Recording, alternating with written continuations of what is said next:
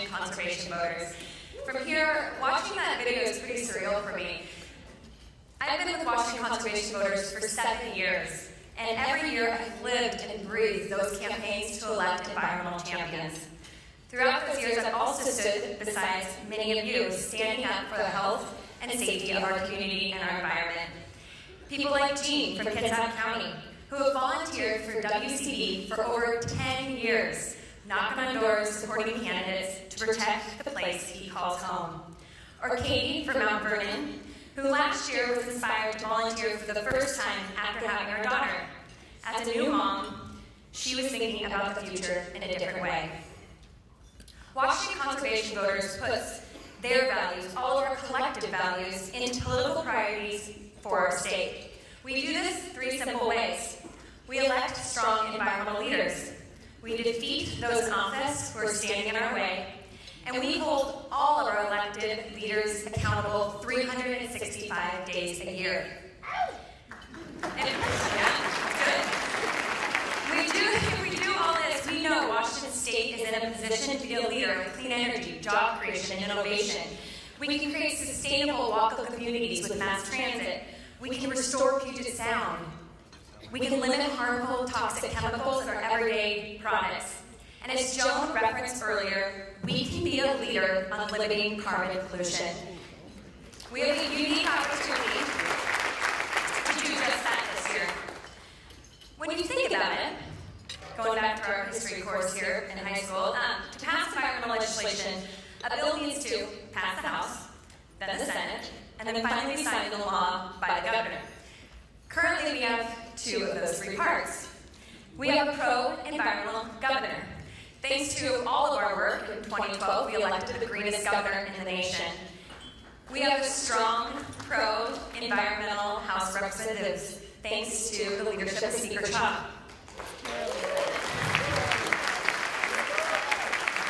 And then you look at our Senate, and this past session, time and time again, despite great champions like Minority Leader Sharon Nelson, we just did not have a pro-environmental majority to move us forward on significant pieces of legislation. So let me be frank here today. Getting rid of the Senate roadblock and building a team of environmental champions will not be easy for us. The oil and coal industries is dumping hundreds of thousands of dollars into campaigns of anti-environmental candidates. And these are especially in races where there's a stark contrast of candidates for voters. We often cannot outspend them, but we can out-organize them. Last year in Whatcom County, critics said we couldn't win. They said we couldn't beat the biggest coal company in the world. The nation was watching us to see if it actually could be done. So we rolled up our sleeves, and we got to work. And you knocked on doors, and you made phone calls, and together we stood up to big coal. Through innovative campaign tactics, we talked over 45,000 voters out of the door, and thousands more on the phone and by mail. And we didn't just win. We swept all 4 Whatcom County Council seats.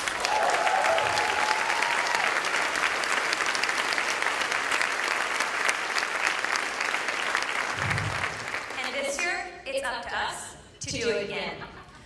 We took what we built in 2012 and 2013, and we made it bigger and stronger. We have one of the largest grassroots movements in the state, with over 1,000 volunteers knocking on doors, talking to their neighbors about what's at stake this year. Big coal and oil may have been caught by surprise last year, but they certainly will not underestimate us this year. Let me tell you about one particular senator who polluters are supporting more than anyone else, Senator Doug Erickson. Senator Erickson, as many of you know in the room, is the chair of the Senate Environmental Committee, which means all of our bills need to go through him. Honestly, his list of anti-environmental actions is so appalling I didn't know where to start today. He's blocked or flat out sabotaged efforts to clean up toxic sites, pass oil spill safety regulations, and promote energy efficiencies in our buildings and homes. He denies the science of climate change and has received a whopping 4% on WCV's legislative scorecard. let me tell you, it's really hard. You have to work hard to earn that low score. He even had the nerve to hold a public hearing this past spring about the increased risks of oil transit and barely let the public speak. Instead, he gave the floor to the oil and railroad lobby. So earlier this morning, you saw us honor Legislator of the Year, Senator Rolfes, and today I'm excited to announce that for the first time on stage, we have another type of award to bestow. With our close national partners, the League of Conservation Voters, we're announcing that Senator Erickson has been named one of the worst 12 state officials in the country on the National League of Conservation Voters State Very Just list.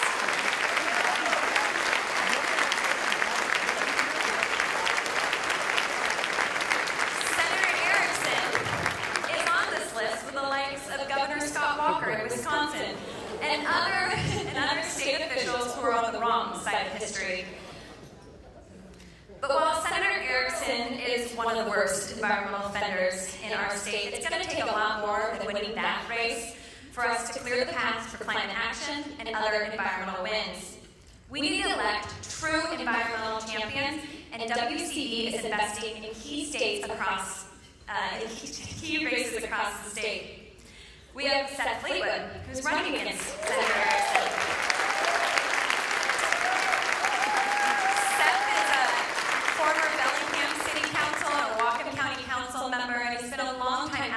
Lake Whatcom. Matt Eisenhower is in East King County. He's a businessman and a Navy veteran who will be a leader for climate action and mass transit. Not to mention, he happens to be running against another climate denier. And Representative Tammy Green. She's running in the Senate in Pierce County. And Tammy is a leader in the Blue-Green Alliance, and as a nurse has led the charge at banning toxic chemicals out of baby products. So if all of you could join me, Seth, Tammy, Matt, if you could rise, I want to all acknowledge your hard work on the campaign trail this year.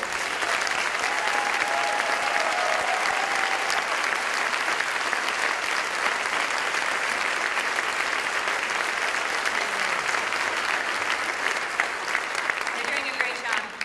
So over the past 7 years at Washington Conservation Voters, I've learned three main things. The first is that elections have consequences. What we do now on the campaign trail and who we vote for on November 4th will reverberate into each of our lives into the years ahead. Who we elect matters. The second is that protecting the environment is not about partisanship. Forest fires in eastern Washington and ocean acidification in Hood Canal.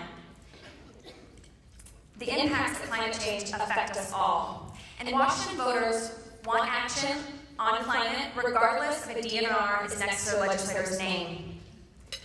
The third is that people power makes the difference. You've heard many stories today about individuals who come together to protect what makes Washington so special. From the recent New York rally to stopping big coal in Whatcom County, when we come together, we can tackle the most seemingly insurmountable odds, and we can ignite change.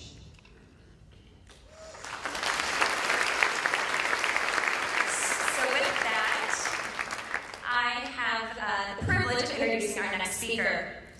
Last week, during the UN summit, President Obama quoted a U.S. governor, saying, "We are the first generation to see the effects of climate change and the last generation to do something about it."